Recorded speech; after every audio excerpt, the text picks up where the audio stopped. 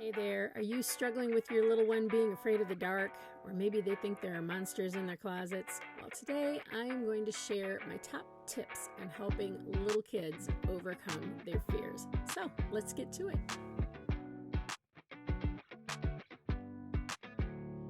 So Gus has decided to join me today for our discussion on childhood fears and how to overcome them. Perhaps he's afraid to be in here now because he's getting up and seems to want to move on.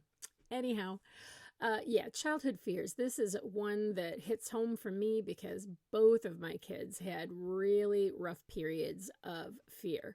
My son, he was afraid of being in the dark, and my daughter was afraid of the wind. Yes, that's right, the wind. What a wonderful summer that was.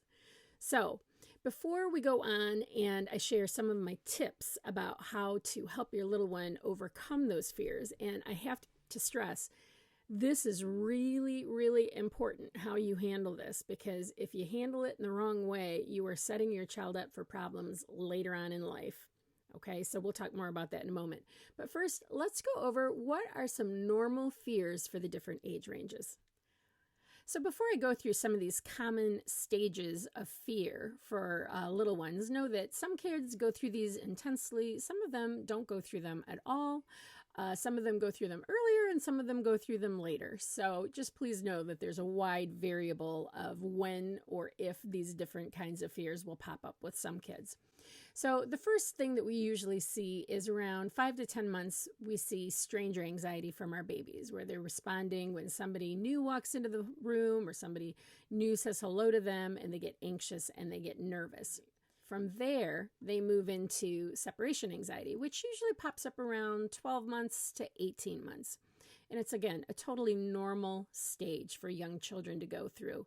Now, one thing that I do like to point out and have parents understand is that separation anxiety can pop back up if the child is experiencing some sort of stress, like a move or maybe a death in the family, the death of a family pet, things like that. Sometimes separation anxiety can pop back up in those moments. So between the ages of 2.5 and 4, kids are really starting to learn the difference between reality and fantasy. So they start to have some common fears that we see, like fear of darkness, like my son had, or monsters in the closets or under the bed. Again, all very normal. And I am going to share tips and strategies to help work on those things in a moment.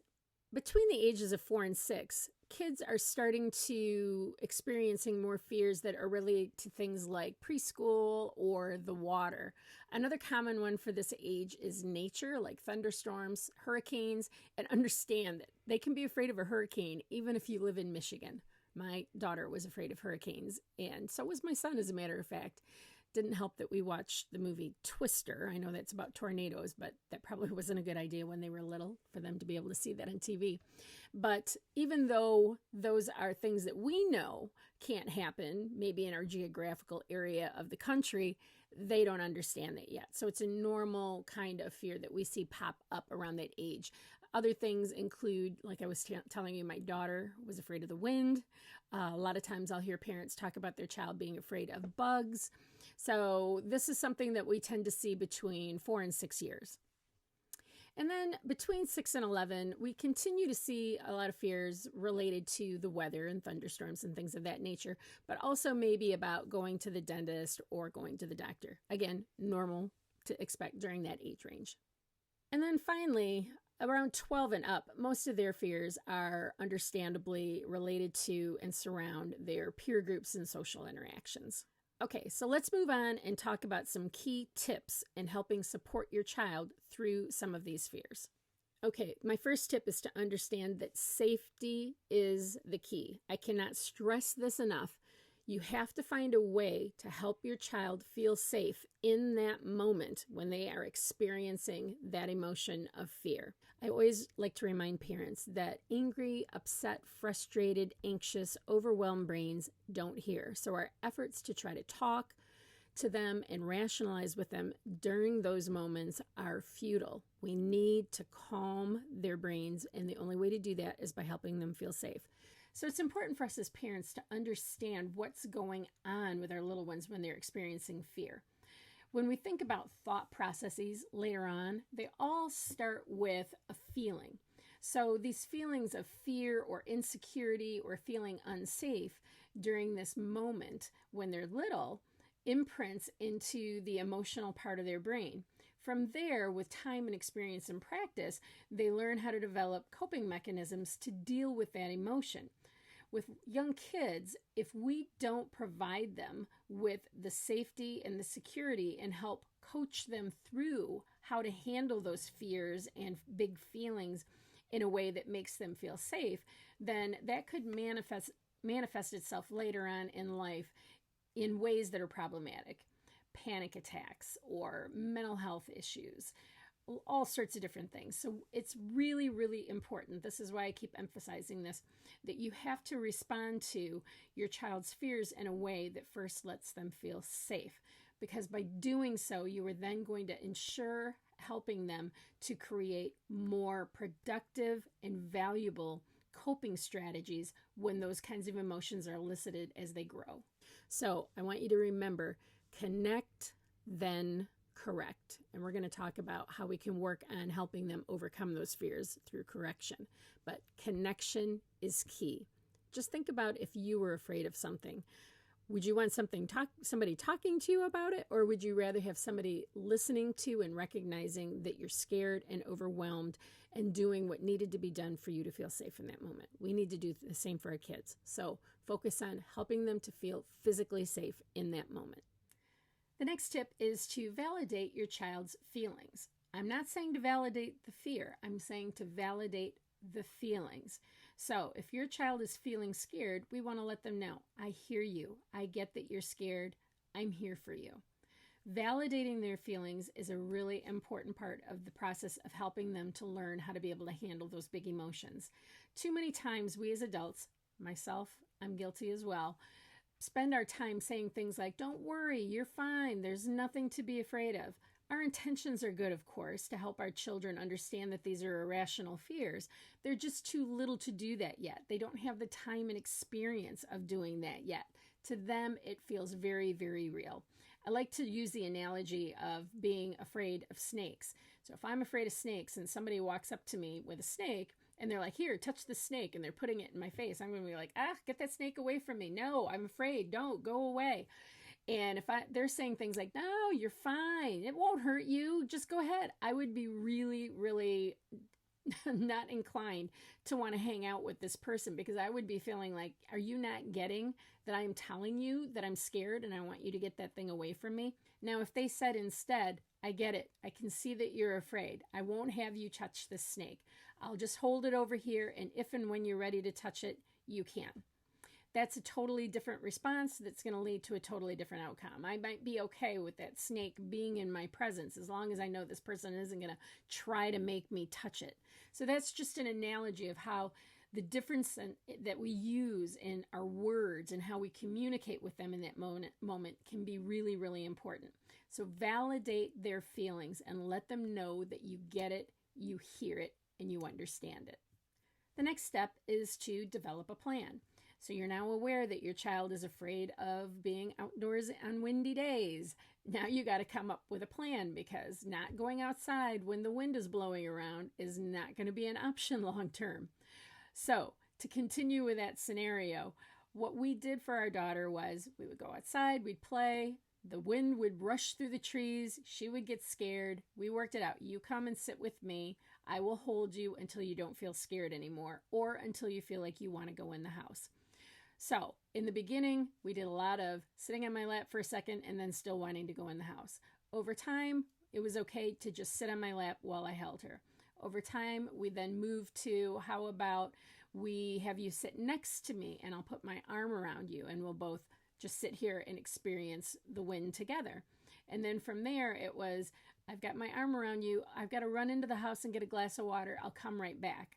So it was a gradual desensitization kind of process, reducing her need for me, giving her small opportunities to feel safe in the wind. Eventually, she outgrew it and it wasn't a big deal anymore. So you want to come up with a plan, whether it's being afraid of bugs. So we're going to read books about bugs. We're going to talk about bugs, only following your child's lead and introducing the concepts when they feel safe. Or maybe a child who's afraid of the dark, we're going to start with you can have your lights on all night. From there, moving down to you can have one lamp on, and then moving down to one night light, and then having all of the lights off. Always getting their input, always getting their feedback, and always meeting them where they're at with the process. So develop a plan on how you can help support your child through this fear to reach the ultimate goal, and involve them in that plan depending on their age, their verbal ability, and their understanding and comprehension. Have them involved in the plan. What can I do during this moment to support you? Okay, so validate their feelings. The next tip is to emphasize their strengths and their courage. This is one of my favorite things to do with kids, even when we're not talking about fears that they may be experiencing at the moment. I like to have parents start developing words of affirmation that kids can use every morning and every night. The goal of doing this is to give them a set of tools for dealing with difficult situations or difficult experiences that they might have as they grow older. We're trying to develop an inner dialogue for them that allows them to muster through difficult situations. So, for example, some of the affirmations that you might want to explore with your child is, I am strong, I am fearless, I am smart, I can do hard things, I am loved, I am safe. So working with them on those every morning as a part of your morning routine, and then maybe as a part of your bedtime routine. Then practicing those throughout the day when situations arise where that might come in handy for your child.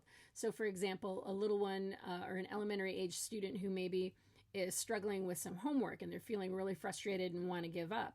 I can do hard things. You can do hard things. Let's say it together. I can do hard things. They power through it. They get the assignment done.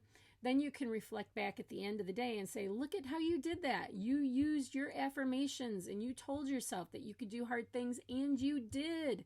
You worked through a really hard assignment, even though you didn't want to. You finished it and you did a great job on it. So look at you. So you're building these coping strategies for them. So maybe the next time as they're getting older and they're feeling afraid, remember, I am fearless, I am strong, I am brave. Whatever words of affirmation you want to incorporate that you value within your family. So the next tip is not to hide your own fears.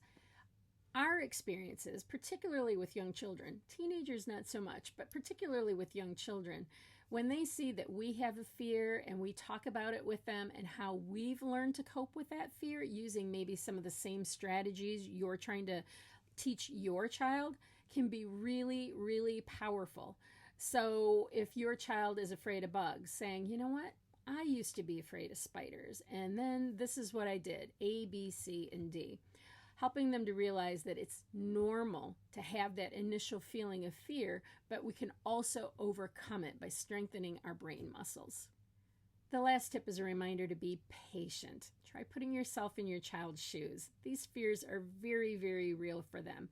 With support and love and encouragement and feelings of safety from you, they will eventually outgrow these fears.